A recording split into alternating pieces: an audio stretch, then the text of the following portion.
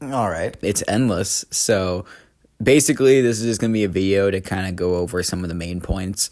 The footage you're seeing right now is just from a sword fighting game on Rec Room. I'm using that as kind of background. So you might see some people, you might see Bigfoot, you might see some other people that you know, but this is just kind of background footage. But the main things I'm going to be going over is some of the new things that are coming to Rexiv and mainly just explaining how you're going to use them because most people weren't on for that little test event that we had. So I want to make sure people know how to actually use things like the inventory, how to eat fruit, how to give people resources, and all of that nice little stuff. So one thing to get out of the way, the majority of the things that I'm going to be going over is going to be found in your room inventory. You may not know how to find that on the new screen mode system, but if you look for your backpack, you should be able to find it in your room inventory. And if I recall correctly, I'll double check and I'll have the actual list on the screen here whenever I edit this. But I do believe that there is inventory, give resource, check materials, eat fruit, give silver, and then a few others. I forget, but yeah, so most of those are going to be found in your inventory.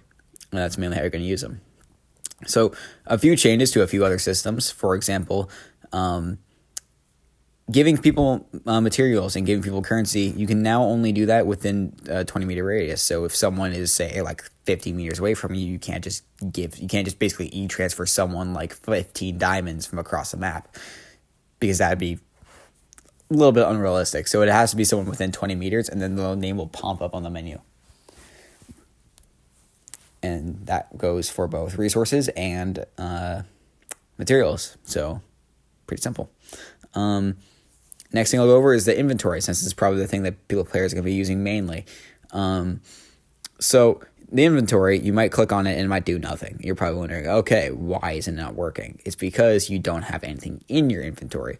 So you need to buy a weapon and have it in your inventory for the prompt to actually show up. And then after that, you'll be able to... So if you buy a weapon, right, it'll say that you lost some money. And then if you check your inventory, you'll have that weapon in there. If you select a weapon and you click confirm, then you will be given that weapon and it'll be pulled from your inventory and actually put into your physical hand. So you can buy something and then not pull it out until, say, like 5 minutes later when you actually need it. The next thing I'm going to be going over is eating fruit. So eating fruit's another thing that's found in the room inventory, and there's 3 main types, one for each biome. I'm not going to go over what they actually do, because, well, I'll say this. Each one does something, in a way. They all have their own little kind of perks to them, and I'll let you guys discover that. There's one in each biome, so make sure to keep on the lookout those for the first Rec Room event. But whenever you click on the thing, you will have a prompt that lets you see how many of each fruit you have, and you'll be able to pick one. Upon picking one, you'll be able to eat it, and then you will gain whatever buff or whatever it gives you for a short period of time, along with gaining a little bit of hunger. And that's pretty much it for the fruits.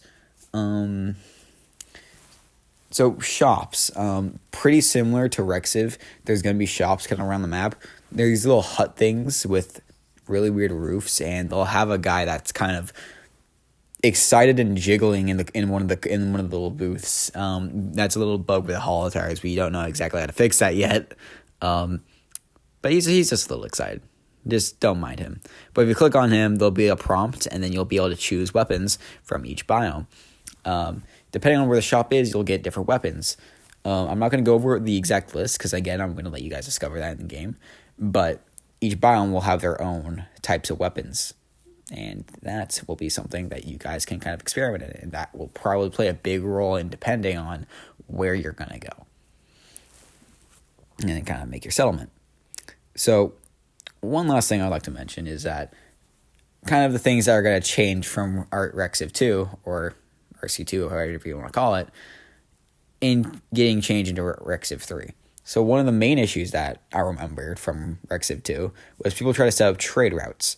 And the main way we fixed that was because if you want to buy something from a mod we're planning, you would have to, let's say, you would give it to someone. You would give it to the mod, and you actually have to give them resources along with money. So you would have a certain amount of money to pay, and then you would also have to give them a certain amount of ore of something, and then you would have to have more requirements. And this would allow you to be able to actually have trade, because each thing would be valued You could sell it for different amounts, and it can be used for different things.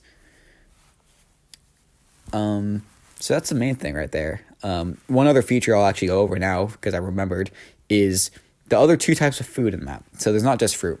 There is bread and there's fish. Fish can be obtained by fishing at one of the docks found around the map, and bread can be found, well, not found, but made by cooking wheat at a white furnace.